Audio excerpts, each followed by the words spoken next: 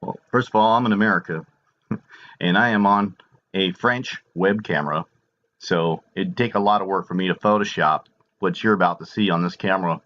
I mean, I'd have to hack into this thing, and I'm not getting profit. So, what you're going to see, I want you to keep your eyes focused. This is a current view on the northwest facing camera. Yeah, northwest facing camera. Where that sits on the planet, that's roughly in this area, facing the northwest over here. It's low on the horizon, so I don't think that we're going to really catch this in Italy or France or Germany yet, because it sits very low. See, Germany's far to the north up here. So, and another thing is, as far as the star charts go,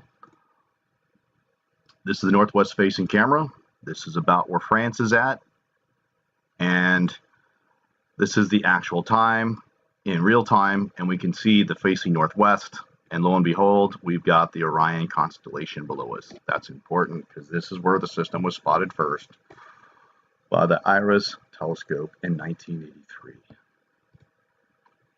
And this thing is coming into view because it is bigger than the lens arrays that are hiding them, the overlapping lens arrays, as it passes in front of the cloaking field. So let's just watch one frame at a time. This Milky White planet, which I'd said in my other videos would be an awesome way to catch these planetary objects in time lapse with the Milky White planets that never move in the sky. So let's just watch. Now we see it turning a shadowy light. We will even see the reflection on the water. You can begin to see the reflection here. It's very subtle to the eyes, but it'll be more obvious when the waters are smooth. So let's keep going. And the wings will also come into focus. Here we can see them chemtrailing the sky to hide this object. But this is how we're going to see it. We can begin to see the formation of the plasma wings, this classic V shape right here. So here's the planet. You can see this classic V shape, the winged planet. Again, we could start to make out the shadow on the water. Probably to the invisible eye wouldn't be too visible because the eye can't see subtle contrasts of light when you're being blinded by a insanely bright sun. Isn't that convenient? Here we can start to see the shadowy object on the water becoming more obvious. And I will try and zoom in on full screens on some of these, but let's just keep watching, because in some of these stills it's pretty obvious as it comes more and more into focus as the projection. Here we can start to see the shadow object being projected on the water, getting more obvious. Now, I suppose let's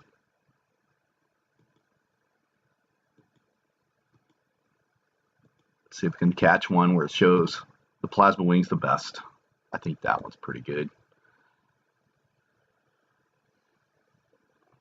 Just hang in there because what you're watching is just a few days ago. See the plasma wings here? I can't zoom in and show you with the cursor very well. We can see the shadowy object being reflected on the water. And another planetary body over here.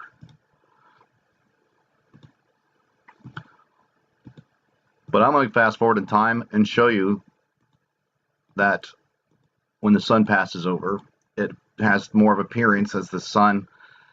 This was spotted in infrared, so it's not visible to naked eye unless it's lit by another object like our sun. And let's see what that would look like. Keep watching. Look at this. That's absolutely crazy.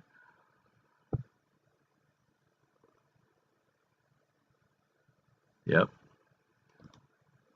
Let's skip ahead. I'm going to skip this for a second and show you how this was actually spotted on this camera in San Diego on a beach. The same object.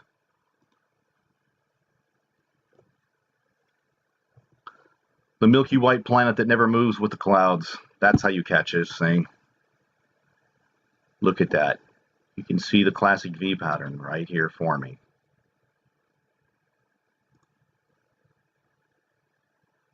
So let's keep going back in time,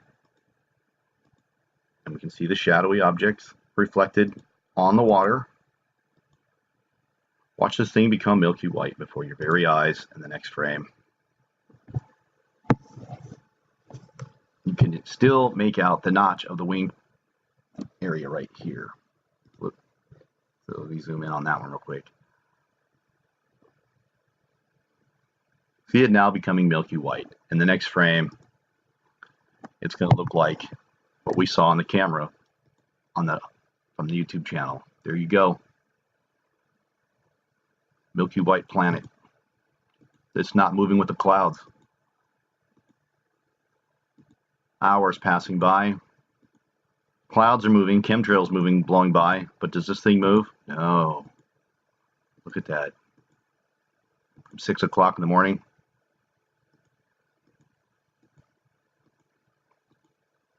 Here's your milky white planet. There's the shadow on the water. This is how we're going to see it on the Earth until the system breaks down. And I mean system, I mean the lens array, the fake sun. Yeah, we have a real sun. Sun simulator, right? From the ISS. One subscriber even nicknamed it ISS, the International Sun Simulator. I love it. I have pictures of that, videos of that as well. Let's just go back in time.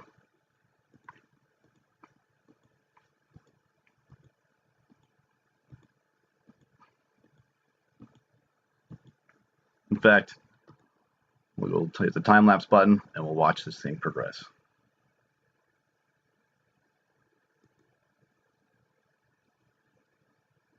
These planets have been here for a long time.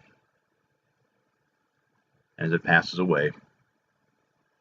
And now, I would like to show you, we keep going on this time-lapse a little bit more, that from the same camera, although a few days later, that this planetary object had partially eclipsed the sun,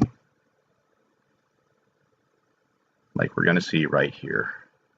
Watch this. Oh, that wasn't the shot. It almost eclipsed it because it gets in front of it.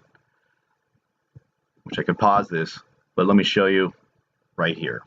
Same camera in France. Now we've got the eclipse with the sun simulator in full force. Let's go back in time. See the shadowy object here? Projection from the lens array. Let's watch what happens when this thing gets in front of the sun.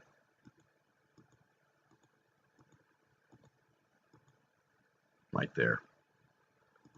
Isn't that peculiar? And look at all the spraying they're doing in front of this thing to hide it. Look at that. Weather manipulation, chemtrails. Look at that. Let's zoom in on that one. I want to show you something here. Now here you have the shadowy image of the planetary object, and I now think that this is actually not only eclipse point, but we have a lens here, and we got an overlapping lens here. And this is like where the light escapes from these two giant lenses. They're not this big, they just appear this big because they're further in space. The light's just being bent around this thing. And I had demonstrations of why and how the sun simulator works along with this object. So next I would like to show you one of my favorite YouTube subscribers had captured the fake sun. When I say fake, there's a sun simulator in front of the real sun. In this video from Dan Von Daisy's YouTube channel, we could see the hexagonal sun. We can see the hexagonal red light. Look at this thing flicker right here at regular intervals, passing through the getting partial, didn't completely go through the lens array. It doesn't take up the whole sky. I do believe it's right near the planets that they wish to hide, near the Orion's belt. So I had taken this video for time's sake, and let's speed this up from the YouTube channel. Please take note of how the lens array works with the sun simulator. Look how hexagonal this light source is. Now, we've seen the same thing with cell phones that don't have shutters, but look at the hexagonal lens here in front of it light up as it passes through the sun. And then she catches it on another day. Now this here is just damning evidence. Look at the hexagonal shaped red lens petal effect, proof positive that it's passing through the lens array. And look how hexagonal this entire thing of light. Look at these straight lines here. So thank you, Daisy, for that. That was awesome. And then from the International Space Station, or the International Sun Simulator, look at them turn this thing on. From one of the long arms, looks like a plasma beam. Looks like almost like those fake sun dogs, dark sun halos we've been getting lately. That's this thing. Look at that thing. Looks like an intense electron beam as this thing lights up. Look at that. Here's the sun down here. According to the wow. So there you go. The International Sun Simulator. So let me take you back and do to the web camera. I will leave a link to this description. You can go there and see this yourself. The more eyes on this, the better. And now we see this strange milky white brown planet. Look at this, casting its projection even on the lens on the camera itself. So let's go back and do a time lapse. Back in time. Let's watch.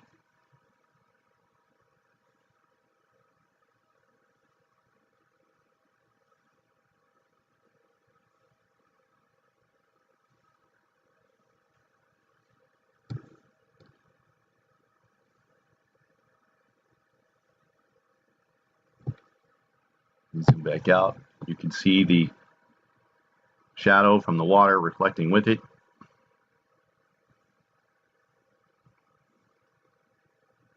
And NASA and JPL knows all about this system.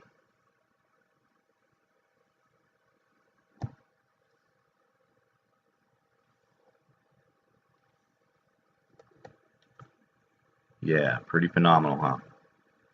And I want to show you one final thing that NASA and JPL knew about it.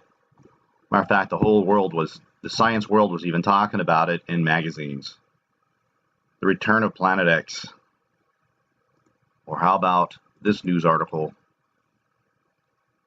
on the Washington Post, the New Times, a heavenly body as possibly as large as the giant planet Jupiter, and possibly so close that it could possibly be part of this solar system. Yeah, binary. Bound in the direction of the constellation Orion, like we see on Google Earth, orbiting telescope called the infrared, or IRAS, that Ronald Reagan knew about this, the International Telescope. Infrared. It's so cold that light can't pass. It's seen by the optical telescopes. Gee, I wonder why they built so many infrared telescopes to spot this thing. The Luciferian one, Project Lucifer, that the Catholic Church built. Here's Zachariah Stitchin. Well, he was still alive. There is an article here. His long-sought vindication, looking for Planet X. Again, captured. And NASA, it was even talking about. JPL was talking about. Yes, the same folks. Look at this. Thomas O'Toole, heavenly body. And the location of the Orion telescope. They spotted, they were excited. It was 50 years away. Yeah, you can dig this stuff up yourself, but they hushed it all up and killed some of the scientists that knew about it. Look at this.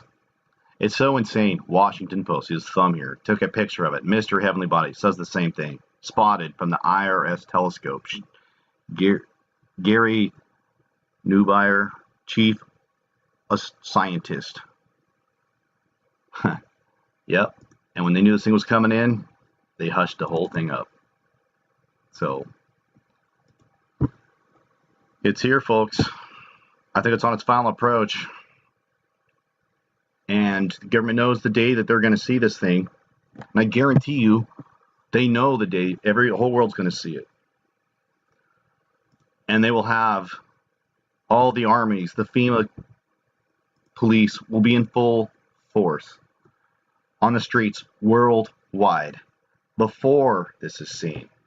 So you might want to meditate or think about, what do you think, what one event could possibly happen that would cause everybody to come out in the streets to bring out the FEMA police, the New World Order police, whatever you want to call them. So they're braced, armed, and ready for you to go and riot and say, oh, you never told us about this thing. And for directional purposes, I wanted to include about the Orion constellation and why it's important, because this is where it came from, like we read in the articles. So here is the object. The sun is coming from this direction. I showed you that it's in the northwest. Northwest. And then using solar system scope, you could see this is facing northwest, that this is in the area of France, this is the sun, this is Leo the constellation, we have the Orion belt below it. It fits the model perfectly, being really close to, I said this thing is coming at us from the ecliptic plane, just like 20 degrees.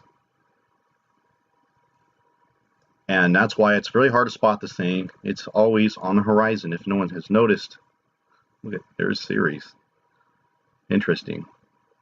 That's the planet that was smashed by this incoming system, now known as the asteroid belt, 3,600 years ago. So here it is approaching, I believe, slowly working its way towards this constellation, going between Venus and Mars. As it breaks through the ecliptic plane, I think in early October, headed in this direction. So I just thought I'd pull up the star charts for reference to see how we spot this thing as it is coming at us from the ecliptic plane, and currently above the Orion constellation where it was first spotted. Remember, it's orbiting around Nemesis. So once we got a fast-moving planet around a slow-moving star. So please copy, like, and share this video. Have a blessed day. See you at the Lord's Supper.